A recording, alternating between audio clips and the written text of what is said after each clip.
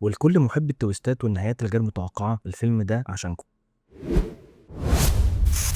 اهلا بيكم في حلقه جديده من برنامج ريل دراما. حلقه النهارده هنتكلم فيها عن فيلم فورجوتن، فيلم كوري انتاج 2017 من نوعيه الغموض النفسي شديد التعقيد. الفيلم باختصار بيبتدي بدايه بسيطه جدا، اسره مكونه من اب وام وولدين بينتقلوا يعيشوا في بيت جديد. كل شيء كان طبيعي لحد ما الاخ الاكبر بيتخطف قدام البطل وبيختفي لمده 19 يوم. الغرابه كلها بتبدا لما الاخ بيرجع واكن مفيش حاجه حصلت. بطلنا بيبتدي يحس بشيء مريب في اخوه من اول لحظه بيرجع فيها، حركاته، طريقته، نظراته. البيت نفسه بقى بارد، في خنقه مش مفهومه، وبيبتدي يتحول العالم الصغير اللي عايش فيه البطل لفيلم رعب كبير. ابوه وامه بيتعاملوا كأن كل حاجه عاديه. البطل بيبدا يشك مش بس في اخوه، بيبدا يشك ان كل اللي حواليه بيمثلوا دور في مسرحيه، هو الوحيد اللي ملوش دور فيها. الحبكه هنا مش عن لغز بيتفكك، دي عن هويه بتضيع، عن اللحظه اللي بتكتشف ان كل الوجوه اللي حواليك مألوفه لكنها مش حقيقيه، وساعتها بتسأل لو انا مش انا اكمل ليه وازاي. الفيلم بيدخلك دوامه من الشك، بتخليك فاكر انك فاهم، وبعدين في لحظه يقطع عليك كل الخيوط.